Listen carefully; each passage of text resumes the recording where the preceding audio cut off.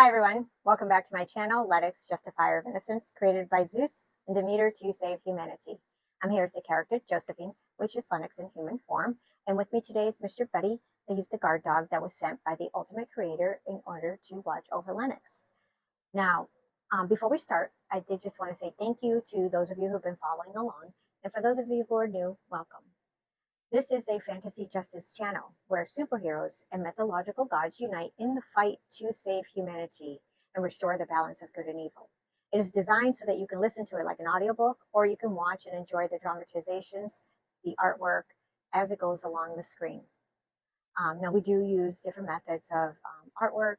I am newer to YouTube, so bear with me. I've been doing this now for almost a year, but we have been dabbling with different types of AI in order to get creative and be able to create some scenes for you. Now, we're not actors, but we try to portray the scenes in a manner that not only brings light to otherwise dark subjects, but a little bit of comic relief. And being that it's a fantasy justice channel, we feel like it's more like a feel-good and somewhat therapeutic, to feel like you're getting justice for those who don't have a voice. So all the stories are loosely based on real-world events and tragedies. So a lot of the subjects can trigger emotional response. So we did want to forewarn you on that, though we try to be as respectful as possible for the victims and their family. Now, I also do story time for if you have like something that you've been through and you want your story told. We call it patron request. So you can write me an email or put in a comment and give me some information about what happened to you, and I can create a fantasy justice story for you and make your story heard. So that's something that we also do on this channel. Now, today we're going to be covering a topic that deals with the border crisis and a young woman whose life was lost. So we're going to tell her story as best as possible and as respectfully as possible with the information that we found online on news channels, and some other sources that we were able to gather some intel from. Now, some of the information is speculative, so just want to make that clear. So please do your own research and verify the information for yourselves if you want more clarity. This channel also follows a book series titled Lenox Justifier of Innocence, which is available at all major booksellers. If you want to get a copy of that, it'll give you a full backstory on the development of the characters, how everything came to emergence, and a better understanding of what this channel is about. The second book's going to be coming out in about 5 months. So I will keep you updated on that process and where we're at with that, so that you'll have that to look forward to and know when you can get your copy of that. So we're going to get started with today's programming. And remember to stay to the end, because I'm going to tell you what's coming up next on this channel and explain a little bit more what's going on with the revamp of all the characters' costumes, and just, a little bit of touch base on that. So we will see you soon. Enjoy the show.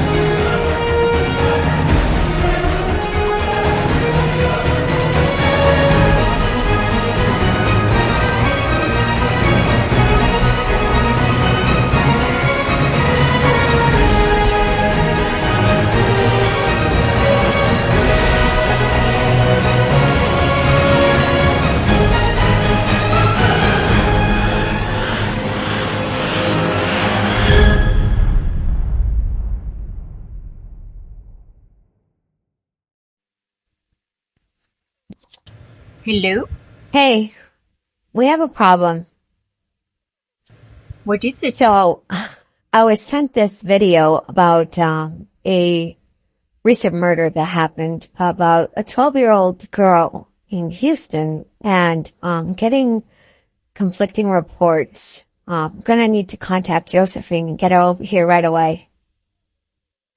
She's training her own guns. Well, yeah, I mean, the video that I was sent, is a news report, and it indicates on there that her abduction and, murder was it about Didi? Huh? Didi. Oh no, we're gonna have to get back to that later. But as I was saying, the video that I was sent says that her abduction and murder is connected to a human trafficking ring, that involves several nations. And when I tried to research it on our, networks, nothing is coming up to corroborate that. So we're gonna need to verify that information, get some help on this to see exactly what we're dealing with. I'm going to call Josephine and have her come in and take a look at everything. She's going to be pretty upset. I mean, the perpetrators involved, there's 2 men. The girl was only 12 years old, and these perpetrators are in the country illegally, yet they're being given all the same rights as a law-abiding citizen of the United States. So I know that's not going to sit well with Josephine. And, I needed your help with the research because I'm hitting a wall, and I never, I am very good at hacking into all these systems. So whoever sent me this video knows something that, of course, the mainstream medias and our, chat engines are not bringing up. Did they use AI? Yeah, it is possible. I think they did use AI, to gather the information.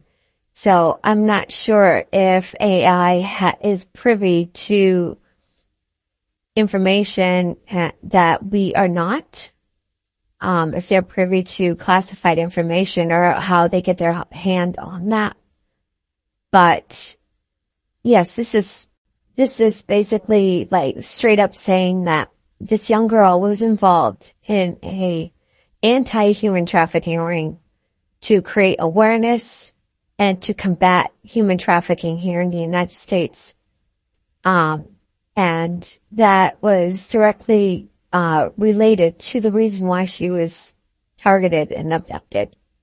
But everything that I've found online basically just says that it was a random act by 2 legal immigrants. They're not tying it to anything, to any organization. At least they're not admitting to so as of yet, because it is an ongoing investigation.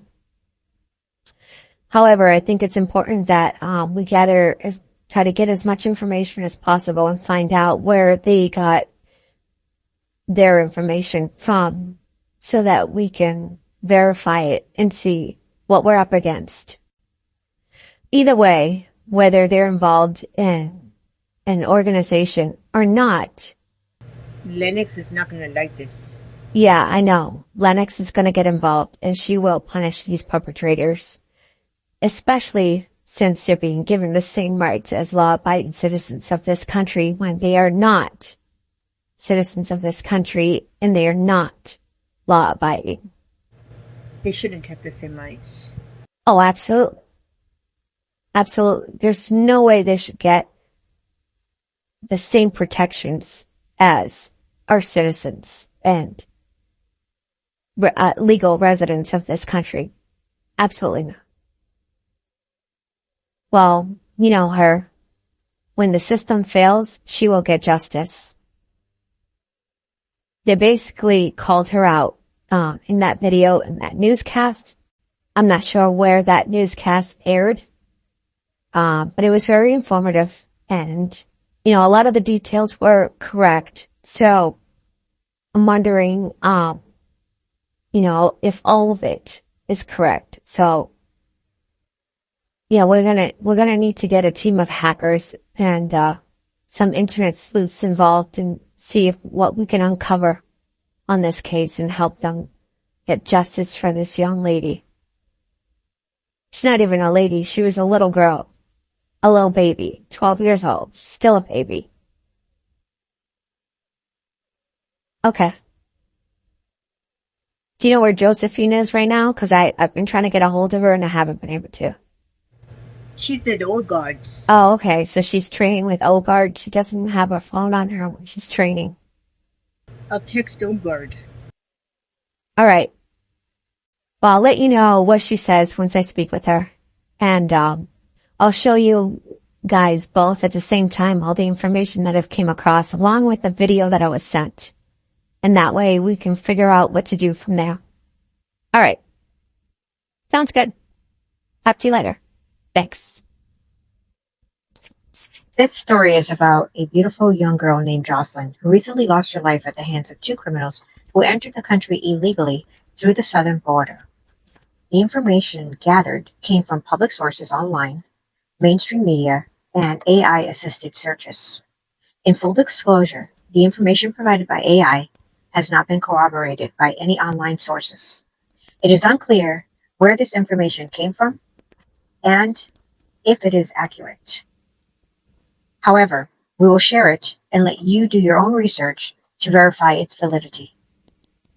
This is an ongoing investigation, so we will be sensitive to the topic at hand and the families. The dramatizations are based on some facts, speculation, and theories regarding the case.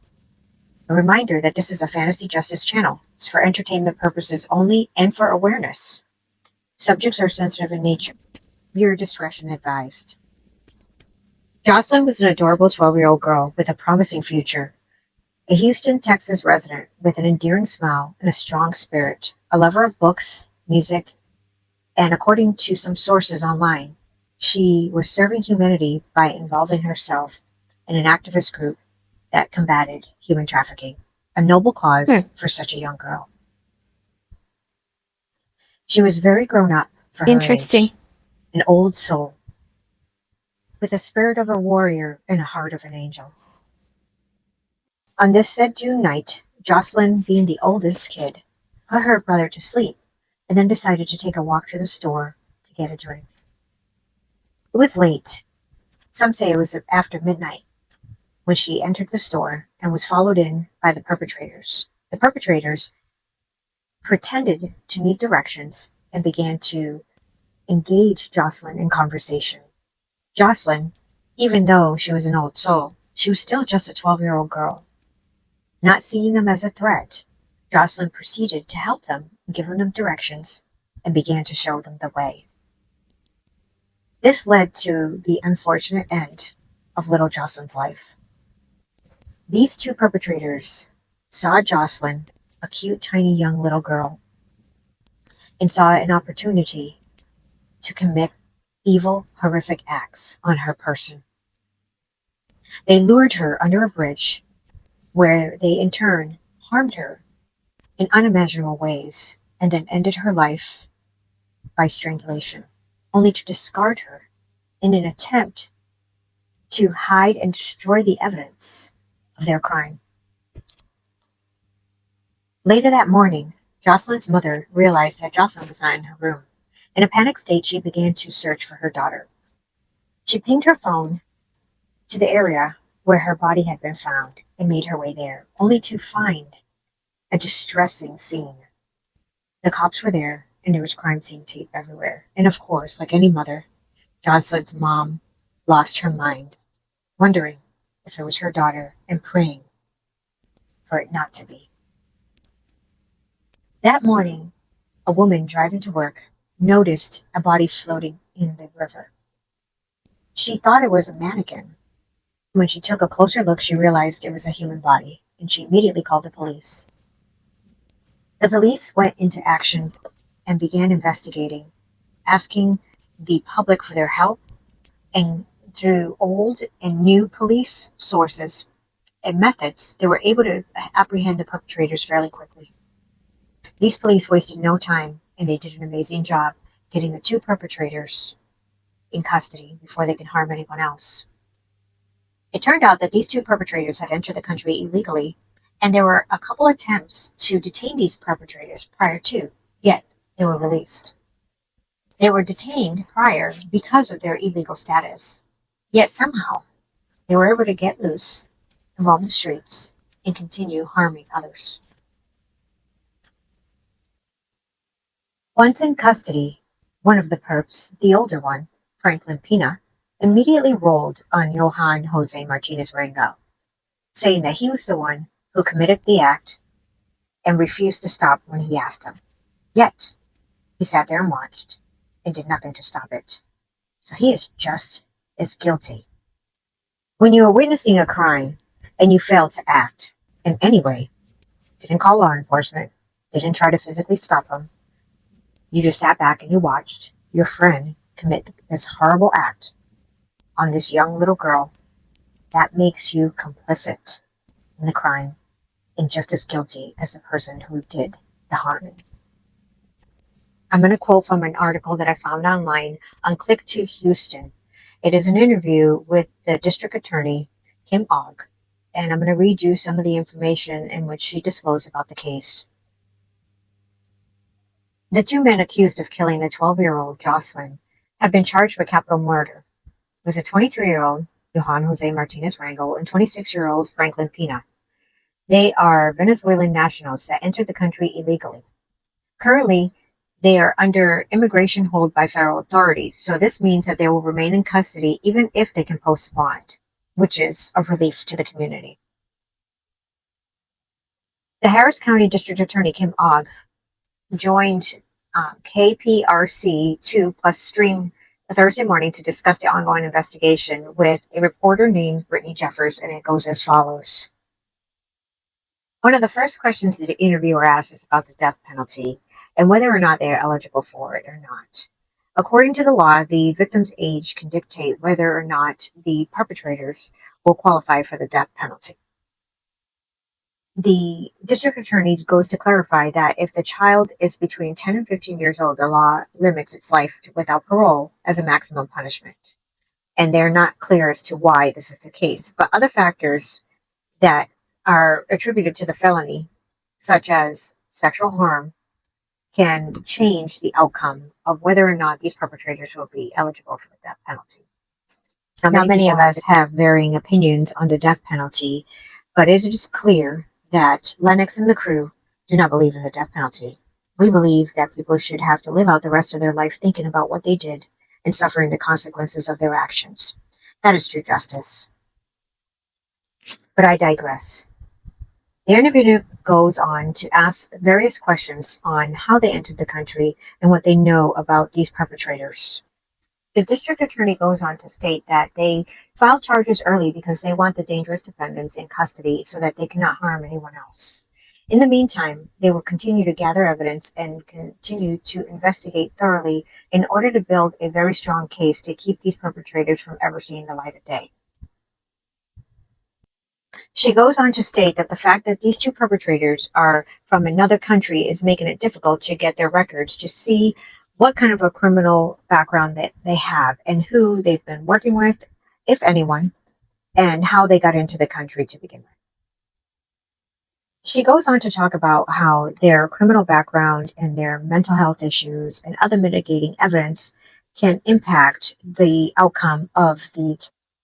The interviewer goes on to ask and state that right now we have to touch on this because this is certainly the kind of renewed debate on the border crisis in our country's immigration system. Being that these two perpetrators are from Venezuela, it complicates the case and brings the issue of the border into question. The district attorney goes on to state that it is important not to consider the immigration status of the accused criminals, that they need to look at equal protection in this country for everyone. When it comes to the prosecution, there's no difference, which is infuriating to read. And I will tell you why. In my opinion, if you enter this country illegally, you should not have the same rights and freedoms as our law-abiding, tax-paying citizens. Our Constitution was designed to protect the citizens of this country, not to protect invaders. And that is exactly what they were, is invaders who came in here and committed a horrible crime and took a life of a beautiful little girl. The district attorney goes on to state that she feels that we have a broken system, and that is why these type of horrific acts are happening across the nation. That goes without saying. We definitely do have a broken system, and the border crisis needs to be addressed, that's for sure. But in this case, for Jocelyn, we need justice. And allowing these perpetrators to hide under our Constitution when they're not even legal citizens of this country, that needs to stop. I don't understand.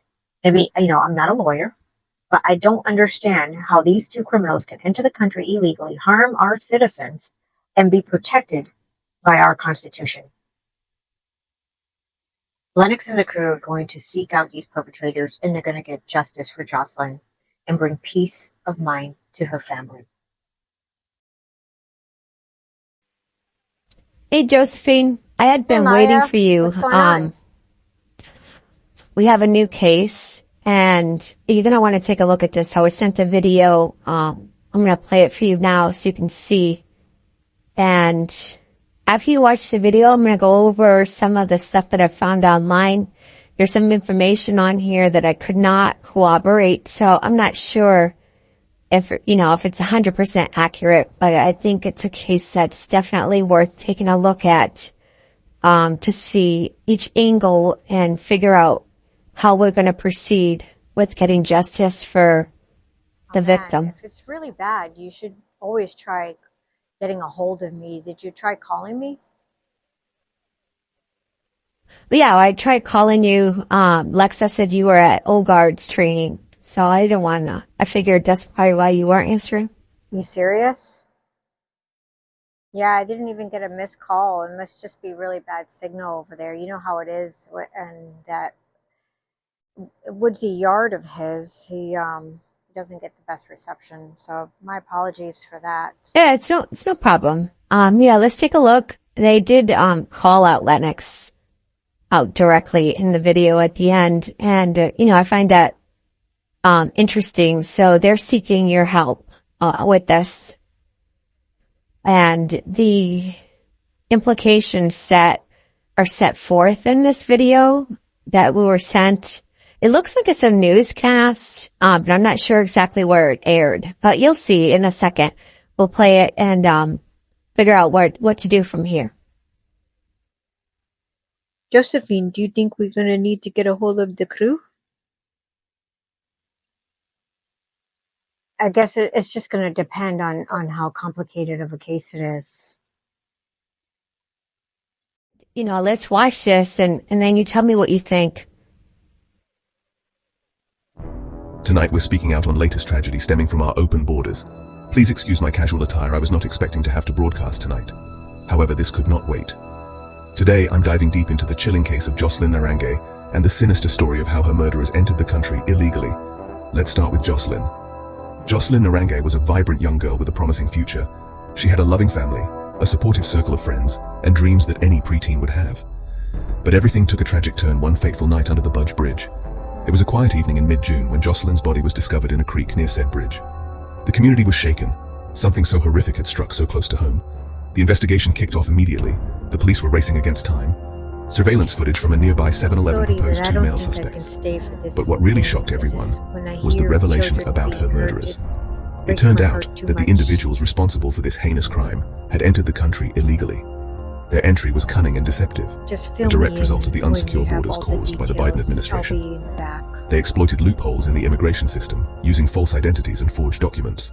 It was a web of deceit that spanned several countries, involving numerous players. These criminals were not desperate refugees seeking a better way of life. They were organized and determined criminals with sinister intentions. The motive? It was as twisted as the crime itself. Jocelyn's body was found in a shallow creek in the 400 block of West Rankin. She had been strangled, amongst other evidence of trauma. Jocelyn had unknowingly become a target because of her association with a local activist group that campaigned against human trafficking. A noble and grown-up cause.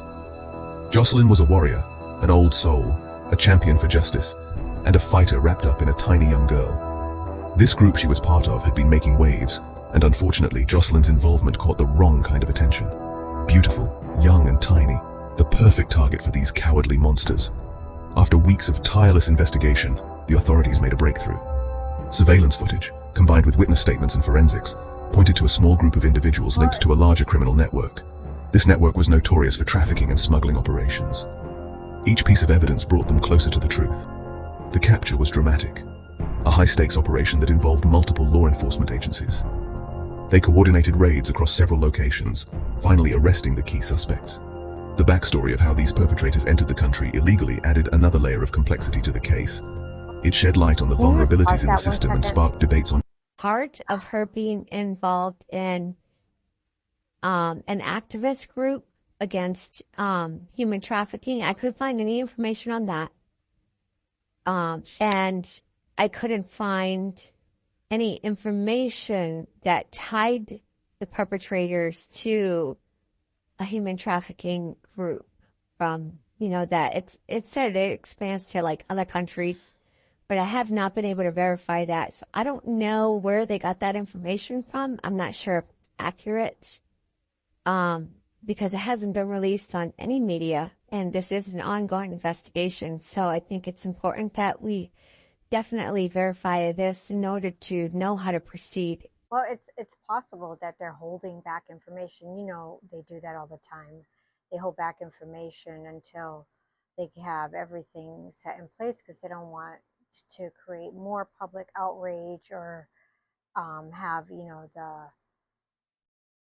there's so much going on down there and the border and everything political happening. People don't want to add fuel to the fire, so they're probably going to keep things quiet about the case. If that is true, they're probably leaving it out on purpose so that people don't become more enraged than they already are. I'm all for the pursuit of happiness, for sure. And I get that, there's a lot of people that want to come here to have a better way of life. But there has to be more checks and balances in place. And we are going to have to, definitely address that and look into ways that we can make it safer for people to actually come over here the right way. Regardless, we're going to have to get justice for the victims, the families, and really find out what happened and make sure that the perpetrators are punished accordingly. Yeah, that's what I was going to say. That's what I figured. I know that no matter what, you're going to want to deliver justice. And once you're punishing these perps, we should be able to get answers as to what really happened and who they're involved with. Hopefully, if they repent, we can, move forward with addressing the larger picture, if there is a larger picture, or if this was an isolated incident. Either way, we're going to have to address, the implications of the border and appeal to Congress about getting that border closed and to ensure the safety of our young women and children and young men all over the country that have been put in danger because of this. Sorry, I just had to say that. Let's finish watching this to the end so we can get as much info as possible. I know. All right, yeah, let's watch it. immigration policies and security measures. Jocelyn's family is devastated. No parent should ever have to endure the pain of losing a child, but they are turning their grief into a mission for justice. They are working closely with the authorities and the activist group she was part of to ensure that her death will not be in vain. They wanted to make sure that the system will change, so no one else would fall victim to such a tragedy. In the end, even if the criminals face justice, the emotional wounds will remain raw, fresh, as if it just happened. Jocelyn's story is a stark reminder of the dark realities that lurk beneath the surface of our society. It's a chilling reminder to all of us. We must be vigilant to seek justice and to remember those who lost their lives fighting for a cause that betters society. Thank you for joining me in this tragic and sad story. Please create awareness. Perhaps we should summon the help of Lenox. Many believe that in spite of the criminals being apprehended by law enforcement, only Lenox can deliver true justice. Lenox, if you are hearing this, this is our community's call to action. We need your help. For more details on this case that cannot be released to the public, please contact us at 555-555-5555. Your help is desperately needed. This is Joe Smo, signing off with the Independent Journalism Network. Stay safe, everyone. We will keep you We'll get to the bottom updated as of the it. story unfolds. We're going to get justice. Okay. All right, so I'm going to keep researching, and I'll let you know what I find. Contact the crew. You're going to need the help. Sounds good.